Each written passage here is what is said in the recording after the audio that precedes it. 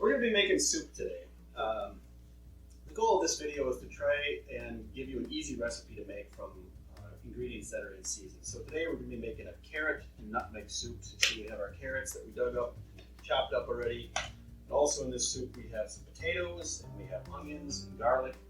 Soup is one of the easier things to make if you're just starting out in the kitchen, simply because very rarely are the ingredients very exact.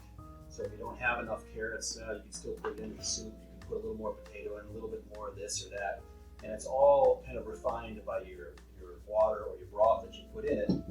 This soup today is going to be pureed, so we don't have to be real exact with our cutting sizes or anything. We're going to cook it all down and smooth it out at the end. So for this carrot nutmeg soup that we're going to do, we're going to cut up a couple onions first. So we're just going to chop these into small chunks here.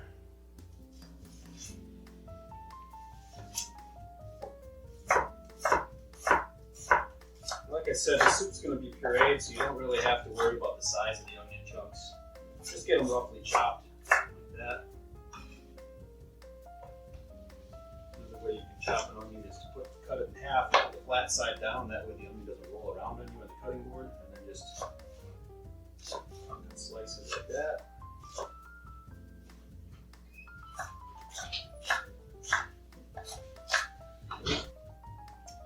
Okay, I just wanted to say a quick word about your carrots. I peeled these carrots before I chopped them, but it's not necessary to peel them. If your carrots are pretty clean looking or fresh dug or they look really nice, you don't even have to peel them. That will save you some time in the kitchen as well. I peeled mine because these were a little bit older, and peels actually add a little bit of bitterness to your dish, whatever you're making, so I didn't want to add that to my soup. That's why I peeled them. But fresh dug carrots, generally speaking, you don't have to peel for this soup. All right, so we got our onion chopped up. Now we're going to chop up a little bit of garlic. And I'm going to get my pan going at about medium here, because we're going to saute the garlic and the onion. Now, garlic, it can be a little hard to chop up if it's trying to get it really fine, because it doesn't always have a nice flat surface. So you can just chop it like this. Or another way of chopping up garlic, so you don't have to worry about the garlic rolling all around, is you just put your knife on top of the garlic and smash it like that.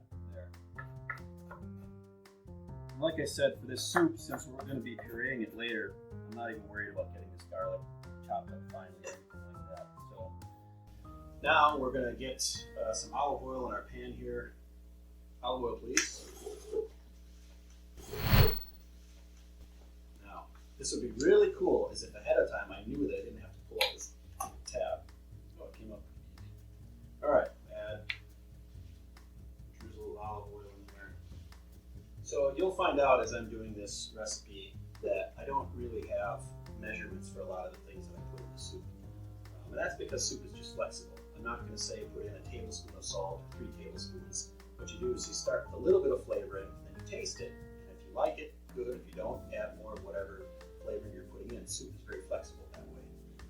So we're going to let our oil heat up here a little bit, and then we'll add our onions and our garlic, and we're just going to cook them until they're soft and then a little bit translucent. You can smell it. You don't want this to burn, though.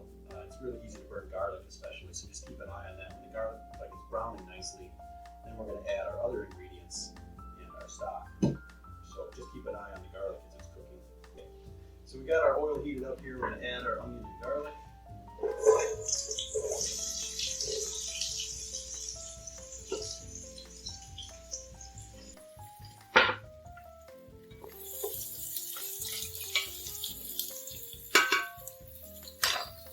Okay, this soup is going to be seasoned with salt, here, pepper. We're going to add a little bit of thyme, and freshly grated nutmeg will go on at the end after the soup from the puree. The salt, pepper, and the thyme will go in. You could really put in any herbs or spices that you want, that you like the flavor of, but that's what we're going to go with today. Now, so the next step is we're going to add in our other ingredients here. We're going to add our carrots. And we're going to add our potatoes. Here, just 2 potatoes that I cut up. And I used a baking or you should say a starchy type potato. they'll add a smoothness to the soup, whereas a waxy potato generally stays a little chunkier. Okay, now a little bit of a word about the type of liquid that you can use for this soup. So the beauty of this soup is you can make it vegetarian or vegan, or you can make it carnivorous. I don't know what the opposite of that is. Omnivorous, meatitarian, something like that.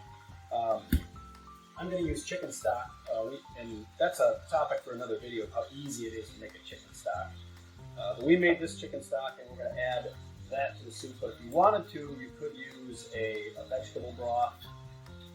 You can even use water, but the thing of it is with soups, is whatever liquid you put in there, that's going to give more depth to the soup. So if you just add water, really all you're doing is watering down the soup. Now, if your carrots and potatoes and all your other ingredients are real tasty, maybe you're fine with that. But I think the chicken stock really adds a depth of flavor, so that's what I'm going to be using. And you don't have to saute the carrots and potatoes at all. We're just going to cook them in this stock until they're soft. So you want to cover carrots and potatoes. So that was about a half gallon stock right there. You just want to cover it, and then we're going to let it simmer for probably about 40 minutes. And we're going to add a little bit of salt. Like I said, I don't really measure. I just kind of figure that's probably about good. Same thing with pepper. If you like a little bit of heat to your soup, you can put more pepper in. And at the end, when this is all soft and we puree it, we'll taste it. If you want to add more of any of these things at the end, you can do that as well. So we're going to let that cook for about 4 minutes, and I'll show you the last few ingredients that we'll add. So done. Okay, our soup is cooked. The vegetables in here are soft, the potatoes are soft, and the carrots are, just test them with a fork, and if the fork goes through them easily, then it's going to be easy to blend up in puree. So there's a couple ways you can handle this. One is that you can take the soup and let it cool for a little while, and then you can put it into like a blender, and you can puree it that way. And that's pretty easy, but you don't want the soup to be too hot when you do that, because it will sometimes explode out of the blender and you get hot soup all over you, which is not fun. Or you can use what's called an immersion blender, and this is what I like to do because you can put this into a hot soup right away and blend it right in the pot, and then you can serve it in that same pot, so you're not dirtying up the blender as well. So most immersion blenders have a low and a high speed. Just be careful you put it under here before you start so that you're not splattering it everywhere. This one was from the thrift store. It was $3, so you can check thrift stores and get yourself a very inexpensive immersion blender. So you stick it in, move it around.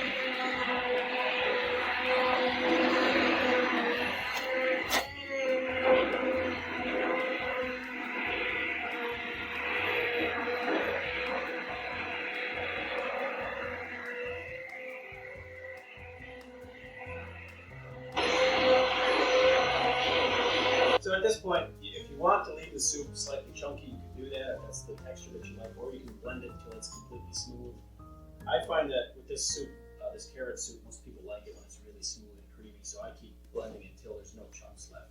But however you like it, because you can stop blending at any time.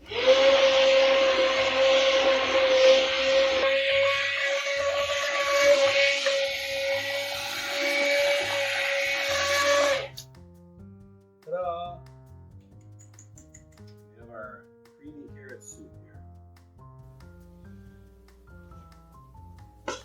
As I said before, this was going to have nutmeg in it. And we have our nutmeg right here.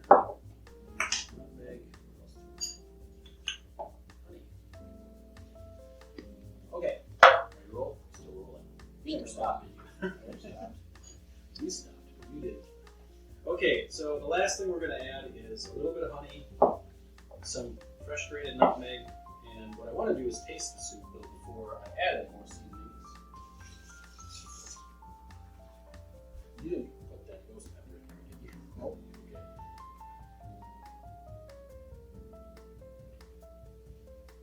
Needs a little bit more salt.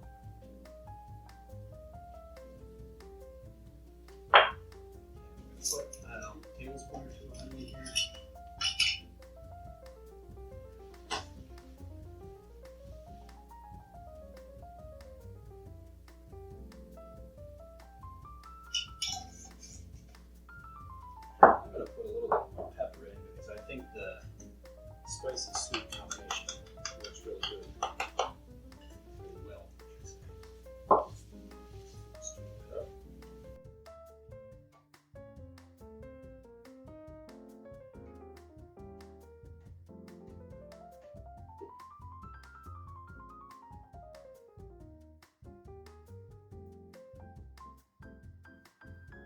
notes. You can add grated nutmeg right to the soup if you want, or I think it looks kind of nice if you grate it right on the soup.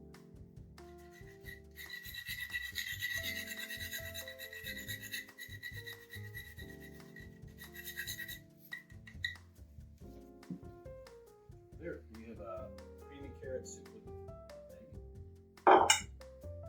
It's simple ingredients, very fast. Another thing I was going to tell you too is that you don't necessarily have to make this on the stove top. I'm going to make it even easier. After you saute your onions and your garlic, put it in a slow cooker. Add all your vegetables, put the broth in or water, whatever you're using. Let it go overnight or all day, and then you can put it on low. It'll be ready by mealtime. And all you have to do is just puree it, and it's done. And you've got your meal set to go. So, any questions, class? No? All right. I think we're done here.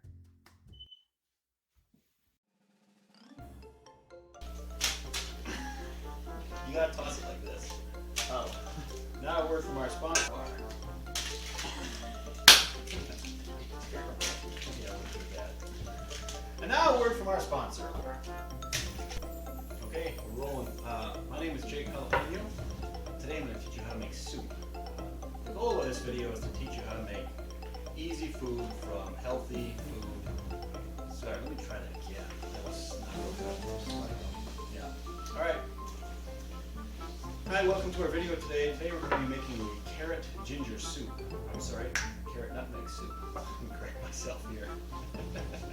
You can cut all that out. Yep, you cut all that out. All right. Welcome to. Does not handle pressure very well. Jeez, all right, Would you like to come up here? I better get a drink. Yeah, it's going to be a while.